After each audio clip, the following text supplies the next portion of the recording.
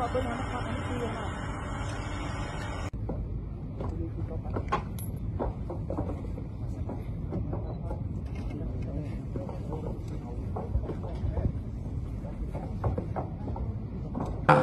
อสภาแห่งชาติเราจะเริ่มในพิธีแห่จูงจากคณะพิสอบของพวก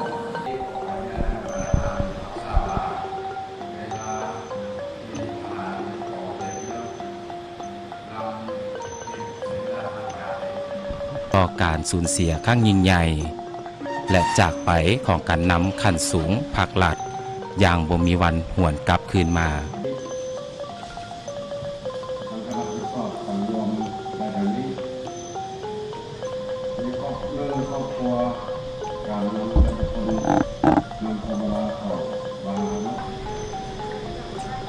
สหายพลเอกคำไต่ศรีพันดร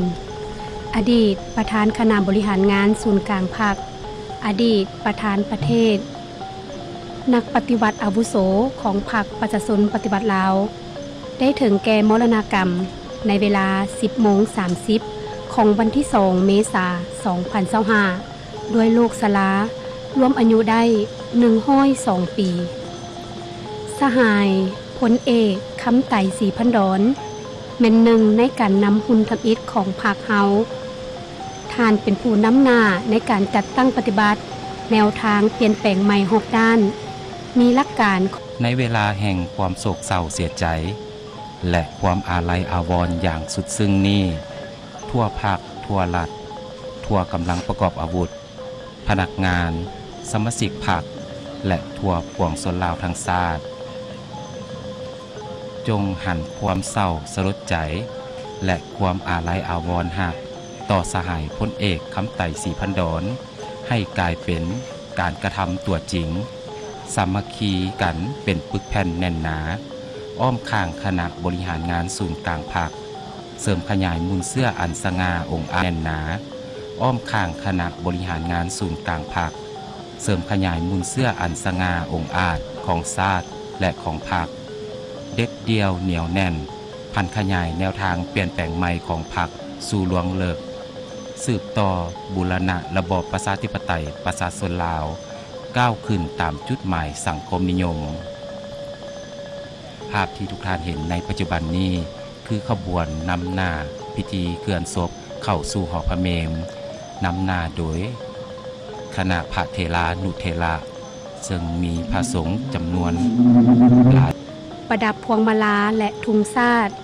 ตามด้วยหีบศพที่บรรจุหางของสหายพลเอกคำไต่ศรีพันดรซึ่งถูกห่อหุ้มด้วยธงชาติลาวสะท้อนถึงเกียรติยศและความเสียสละที่ท่านได้อุทิศตลอดชีวิตเพื่อชาติและเพื่อประชาชนการใส่ธงชาติปกหุ้มหีบศพของการนำขั้นสูงภาครัฐในเวลาเคลื่อนย้ายหีบศพแม่นเพื่อแสดงถึงความเคารพและให้เกียรติสูงสุดต่อการสูญเสียครั้งยิ่งใหญ่เข้าสู่สถานประกอบพิธีฌาปนกิจศพ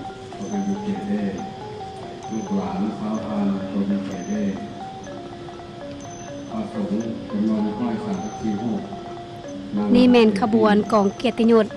นำหน้าด้วยรถหลวงสหายพลเอกคำไต่ศรีพันดรหาร1955เป็นประธานคณะกรรมการเขตรับผิดชอบการทหารเขตกลางปี1953ได้เข้าเป็นสมาชิกพรรคคอมมิวนิสต์อินโดจีนปี1000ด้วยเหรียญไซเหรียญกาประเภทต่างๆเช่นเหรียญคำแห่งชาติจำนวน2เหรียญเหรียญไซพิราชอาถรรพ์แสดงความอาลัยอาวรณ์แสดงความอาลัยหักอย่างสุดซึ้งต่อกับการจากไปของสหายพลเอกคำไต่ศรีพันดรท่านผู้ชมที่เคารพการใส่ธงชาติปกหุ้มหีบศพของการนำขั้นสูงภาครัฐในเวลาเคลื่อนย้ายหีบศพแม่นเพื่อแสดงความเคารพและให้เกียรติสูงสุดต่อการสูญเสียครั้งยิ่งใหญ่และการจากไปของการนำขั้นสูงภาครัฐอย่างบ่มีวันหวนคืนกลับมา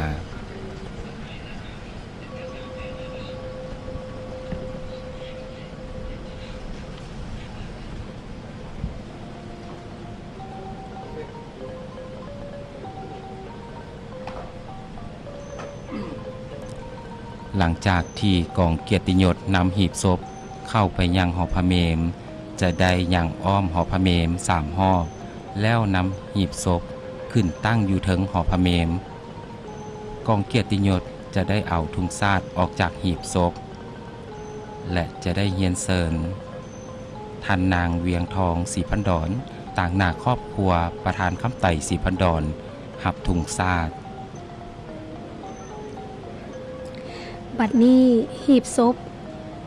หรือว่าหีบสรีระห่างกายของสหายพลเอกคำไต่ศรีพันดรได้ถูกหุ้มด้วยธงชาติแห่งสาธารณรัฐประชาธิปไตยประชาชนลาวทุงผืนนี้เปรียบดังสัญลักษณ์สูงสุดแห่งเกียรติยศที่ชาติบ้านเมืองได้มอบให้แก่ผู้นำผู้ที่เสียสละและอุทิศตนอย่างยิ่งใหญ่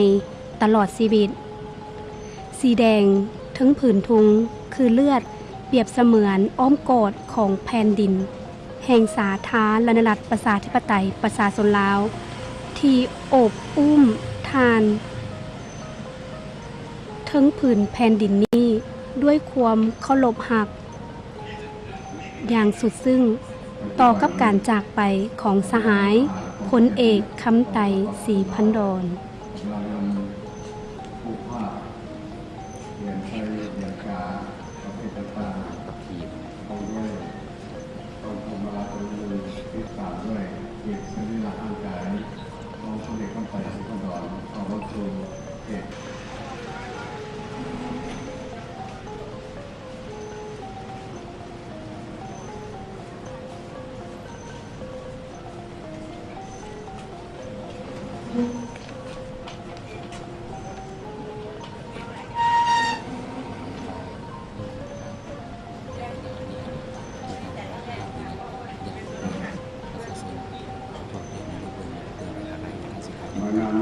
ในงานนี้โอกาสจะได้ติดต่อสุขภาพน้อยถึงเอกของผมแล้วจะได้ทำการงานห้องต่อรอกันมา3 ห้อง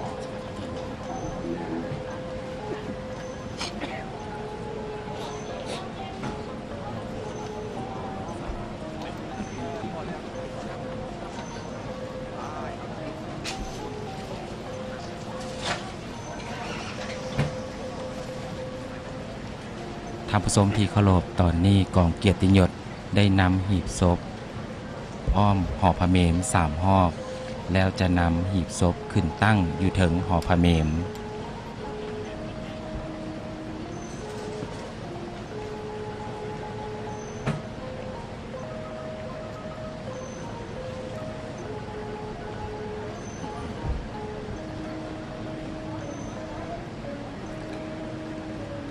งานชาปนกิจศพอย่างสมเกียรติของสหายพลเอกคำไต่ศรีพันดรอดีตประธานคณะบริหารงานศูนย์กลางพรรคอดีตประธานประเทศแห่งสาธารณรัฐประชาธิปไตยประชาชนลาวที่ทุกท่านได้รับชมอยู่ในขณะนี้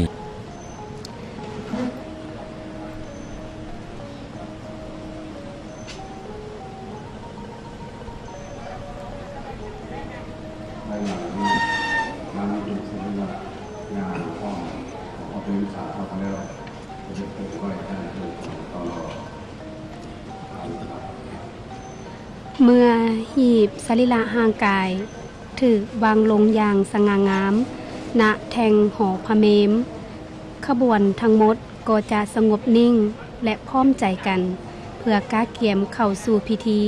สดุดีคุณงามความดีและอำลาอย่างเป็นทางการในอีกบ่ดลฉะนั้นทุกสายตาทุกดวงใจในเวลานี้ล้วนแต่เปี่ยมไปด้วยความอาลัยหักจากทั่วทุกสารทิศของแผ่นดินลาวเพื่อไว้อาลัยเป็นครั้งสุดท้ายต่อกับการจากไปของสหายพลเอกคำไต่ศรีพันดรอดีตประธานคณะบริหารงานศูนย์กลางพรรคอดีต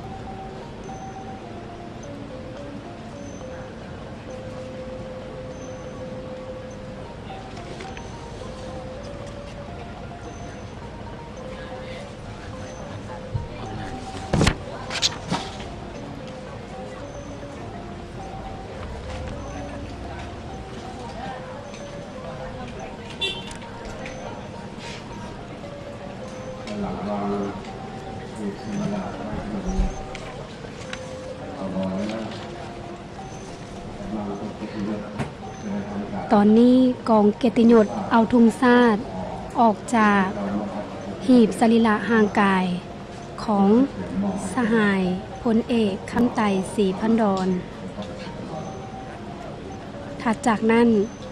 ก็จะได้นำไปมอบให้กับต่างหน้าครอบครัวประธานคำไต่ศรีพันดร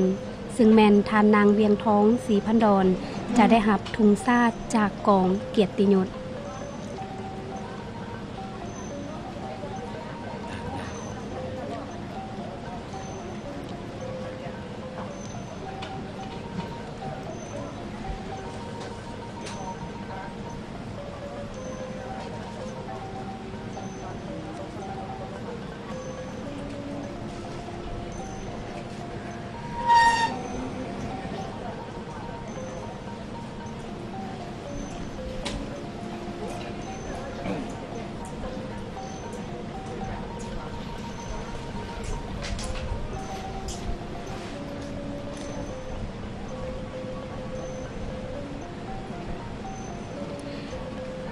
ท่านผู้ชมในนาทีอันสงบนิ่งนี้ขอให้บรรดาทานร่วมแสดงความไว้อาลัยแด่ดวงวิญญาณของสหาย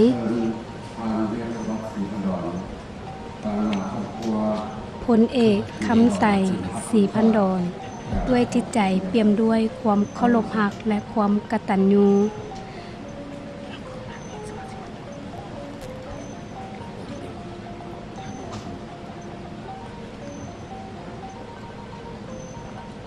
พี่น้องตลอดจนประชาชนต่างก็ได้เข้าสู่พิธีแล้วก็ได้เห็นบรรยากาศอันทรงเกียรติและความอาลัยหักเป็นครั้งสุดท้ายในการทรงดวงวิญญาณของสหายพลเอกคำไต่ศรีพันดร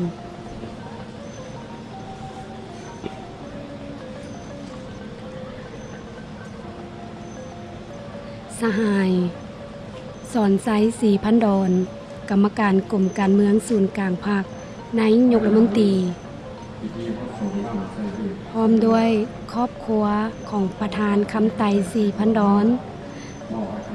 ลูกเต้าญาติพี่น้องก็ได้ทำและความอาลัยหักอย่างสุดซึ้งและขอจดจำหำเหียนสืบทอดเอาแบบอย่างคุณงามความดีของสหายไว้ตลอดกาลขอให้ดวงวิญญาณของสหายไปสู่สุคติด้วยเถิดในพิธีฌาปนกิจศพวันนี้ได้มีบุคคลสำคัญเดินทางมาเข้าร่วมโดยเฉพาะก็แม่นจากสาธารณรัฐสังคมนิยมเวียดเป็นผู้นำที่มีวิสัยทัศน์อันแหลมคมและกว้างไกลต่อผลประโยชน์รวมของประชาชนลาวมีบทบาทสำคัญในการสร้างสาพัฒนาสาธารณรัฐประชาธิปไตยประชาชนลาว